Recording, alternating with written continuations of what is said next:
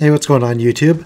I'm Dark Jack, and in this video I'm playing some Call of Duty Black Ops 2 on the map Overflow with some friends of mine. And I get a 33 KD this game. And I'm going to talk about, in this gameplay, the difference of being a fan versus being a fanboy of something, and why you should not be a fanboy.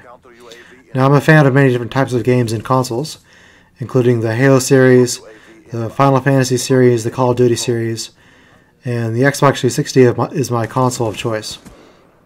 But I'm also a fan of the Souls series, Demon Souls and Dark Souls, and I'm also a fan of the Witcher series as well, which is an RPG game. But I'm not a fanboy of any of those games or consoles, because I am a fan but not a fanboy.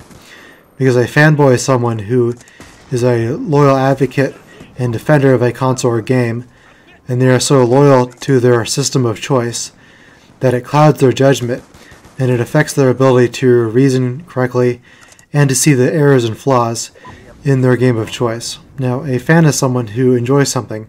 They spend money on something. They spend time doing something because it's fun to them. And so I'm a fan of those things, but I'm not a fanboy.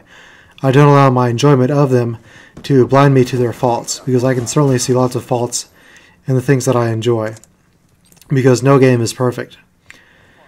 And I'm going to give you some examples of fanboyism and how they negatively affect gaming. So first I'm going to start off with PS3, then I'm going to go PC, then Xbox, and then Nintendo. So first let's talk about PS3 fanboys. Now, a classic example of PS3 fanboyism was when Final Fantasy 13 was released. Now, Final Fantasy before that was a PlayStation exclusive, and before that it was a Nintendo exclusive, up until Final Fantasy 7. And so when Final Fantasy 13 came out, because it was multi-platform, they were very upset over that. They wanted it to be exclusive to the PlayStation 3 so they could brag about it being exclusive to that console. That way they could justify the high cost of a PS3 at that time. And so rather than being happy that more people were going to be able to play the Final Fantasy series because it was now multi-platform, they instead had sour grapes. They instead attacked Final Fantasy 13 and Square Enix, and they bashed the game. And so if the game was exclusive to PS3, they would have loved the game, but because now it was multi-platform, they attacked it and said it really wasn't that special to begin with. So instead of being fans of the Final Fantasy series, they instead became fanboys of the PS3. And so in my experience, I've played through the game twice on the Xbox, and I'm playing through it now on the PS3, and it looks fantastic on both consoles. And there are advantages and disadvantages to each system, because on PS3, it's just on one disc because it has Blu-ray capabilities. But with the PS3 version of Final Fantasy 13, you can't install the game to the hard drive, and so the loading times are longer, and there's more wear and tear on the Blu-ray drive. Whereas on the Xbox, it has 3 discs, but you can install them all to the hard drive. And so graphically, they're about the same. There are some places where the PS3 looks a little better, but in most places, they look exactly the same, and you can't tell any difference graphically. And then there are PC elitist fanboys who believe that the only reason people play on consoles is because they don't have enough money and they're too poor to buy a high-end gaming PC to play Crysis at the highest settings. And they believe that people who play on consoles are inferior and that PC gaming is the way to go.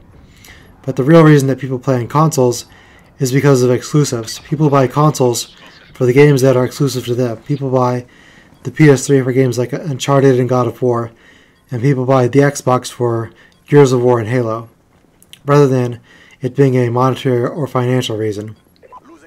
So that's a misconception by PC gamers. That's very widespread.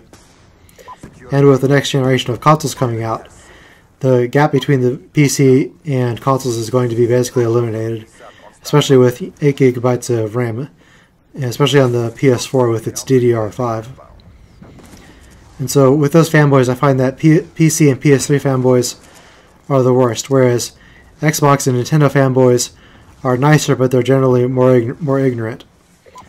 And so with Xbox fanboys, many of them ignore all the great exclusives on the PlayStation, like the God of War series, the Uncharted series, Demon Souls, which is the prequel to Dark Souls, the Jak and Daxter HD collection, Final Fantasy X HD, which is coming out, The Last of Us, Beyond Two Souls, Heavy Rain, Ratchet and Clank HD, the Sly Cooper HD collection, Infamous, Killzone's Shadowfall, which has amazing graphics, and the free multiplayer and the Blu-ray capabilities of PlayStation. Whereas on the Xbox, you only have Halo and Gears of War, which are basically done for this generation of the Xbox, as well as Forza, which doesn't look as good as Drive on PS4, and Fable, which is baby's first RPG. And then the Xbox has a bunch of really terrible exclusives, like most Kinect games are horrible. You have Crackdown, which is awful, and Bloodforge, which is a ripoff of God of War, which is an abomination, with a bunch of really old JRPGs which no one plays anymore. And when you combine the lack of exclusives with a paywall, having to pay for Xbox Live Play multiplayer, it's easy to see why many people believe the PS3 is a better deal.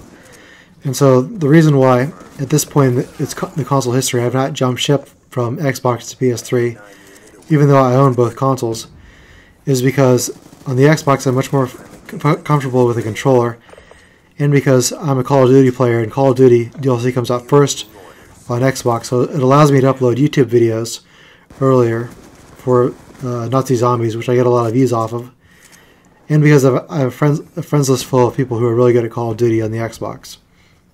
But it's not about the quantity of exclusive titles, it's about the quality. And so when Halo 3 was in its prime, it was better at multiplayer than anything on the PS3. But right now, there are very few players on Halo 3, so it really doesn't matter anymore, and Halo has gone down a different path. Then you have the Nintendo fanboys, who are even more clueless than the Xbox ones. Because if you look at the game library for the Nintendo Wii, it's extremely small, as well as the Wii U. And even though they have more exclusives than the PS3, the quality of those exclusives is generally not very good. So when you look at Wii U games, you've got Zombie U, which was terrible. Then you've got Nintendo Land, which is a party game for kids, and you have a new Mario game, which looks like it could run easily off the Wii instead of the Wii U. So right now, there are no good games for the Wii U, and it's going to take a while for any good games to come out for that console. So I almost feel sorry for Nintendo fanboys, because they can't play any of the games that are exclusive to PC or PS3 or the Xbox 360.